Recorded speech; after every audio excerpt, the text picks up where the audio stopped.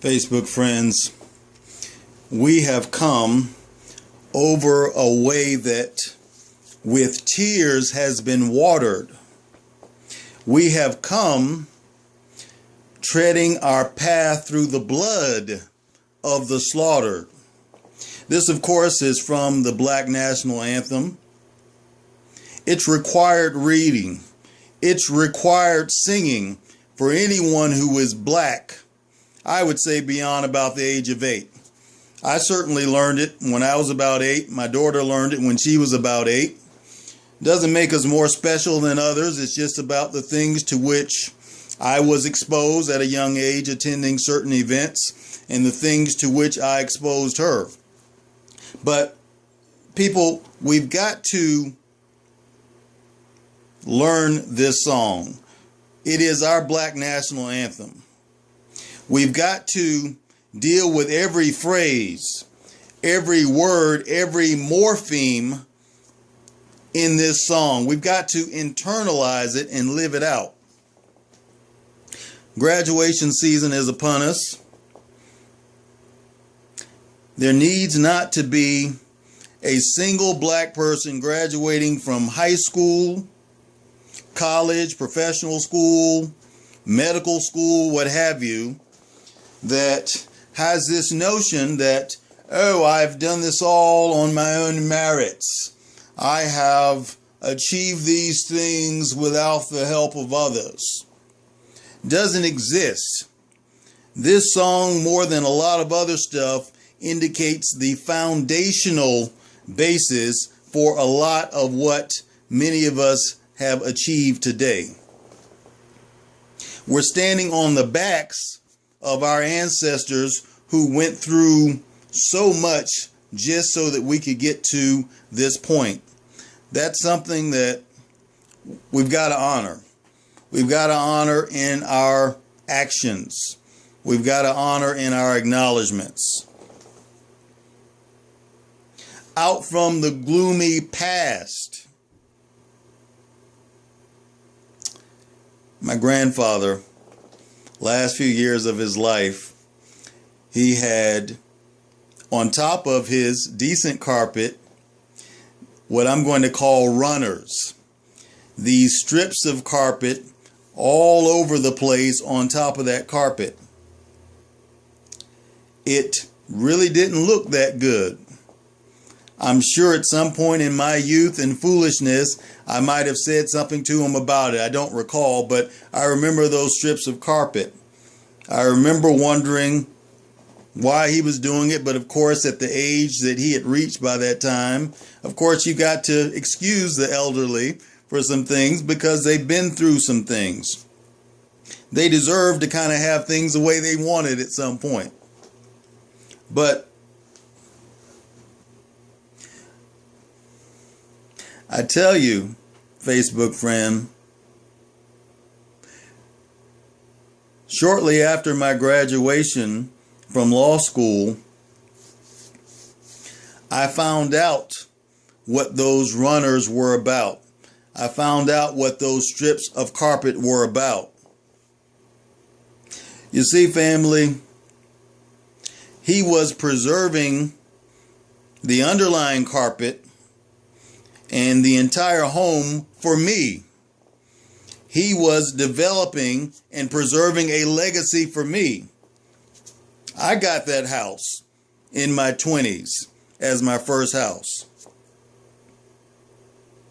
For folks in my generation, our grandparents and great-grandparents, great aunts and uncles, etc., they don't have the plastic on their furniture because they think it's aesthetically pleasing. They don't have that plastic on their furniture because they enjoy the squeakiness and uncomfortableness in their own home of having that hard plastic all over their nice things. But I would submit to you that for them it's about legacy. They have trained themselves to get some things together that they can pass on to you. This is something that my generation, I don't know how much time we're spending on that. how much we appreciate that concept. What are we leaving to those coming behind us, whether it be our children or our children's children? We leaving to them an all-white party? Are we leaving to them fine dining at restaurants that we know we can't really afford, but we take pictures of ourselves at so that we can post on social media? What are we leaving that is lasting? What kind of programs, what kind of institutions, what kind of financial basis are we leaving, are we creating for those who are coming after us?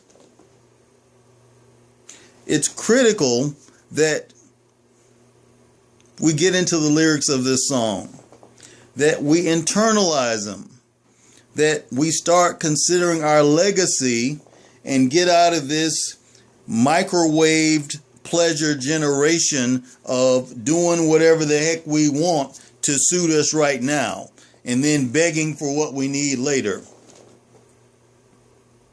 Thou who hast by thy might led us into the light. You know, some of us have so much education, in quotes, that we've gotten to a point where we want to talk about some higher power generally, or the universe. But I would submit to you that we can't get beyond the inescapable fact that it is God who is leading us and within us and giving us the strength to get through the trials we're dealing with. Sometimes presenting us with trials to strengthen us. And so all of this business of new age, this and that, where is that going to get you when you're really in trouble? What is the universe, what is Saturn or Jupiter, going to do for you when you really need someone, when you really need the spirit of our Creator to guide you? We have got to get back to some basic things that allowed our ancestors the strength to do what they needed to do to get us to the point where we are. There's a certain amount of sacrifice that's involved. We've got to practice that. We've got to hand down some important black traditions to our children and the children of others, for those who don't have their own children. And something other than just teach them how to do a ham hock. We got to get into our internal ancient traditions that will protect us in this society in which Jennifer Aniston is the standard of beauty. For those who aren't fans of mine but who keep lurking around my page, that's okay, because this message is not from me. This message is through me. For those who are life coaches, motivational speakers, I've had enough accolades. I've given enough speeches in my life that feel free to borrow from this heavily to share with others, because this is not mine. It's just coming through me, and it's critical that the message get out.